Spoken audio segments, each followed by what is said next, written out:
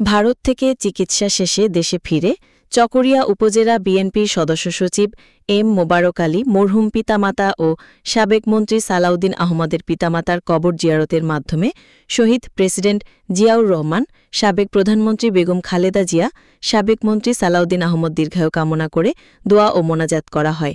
পরে জুলাই আন্দোলনে চট্টগ্রামে প্রথম শহীদ ওয়াসিমের কবর জিয়ারত করেন। চকরিয়া উপজেলার বিভিন্ন ইউনিয়ন বিএনপির নেতাকর্মীরা গাড়ির বিশাল বহর নিয়ে সংবর্ধনা দেন। এই বাংলাদেশ পুনরায় স্বাধীন হয়েছে, তার মধ্যে উল্লেখযোগ্য শহীদ হয়েছেন শহীদ ওয়াসিম।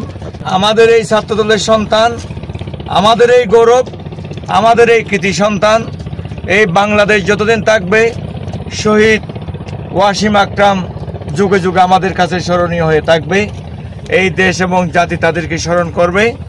আমরা যতদিন পর্যন্ত বাংলাদেশ জাতীয়তাবাদী দল থাকবে, ওয়াসিম আকরামের পরিবারের সাথে আমরা সবসময় সর্বাত্ম সহায়তা করে যাব।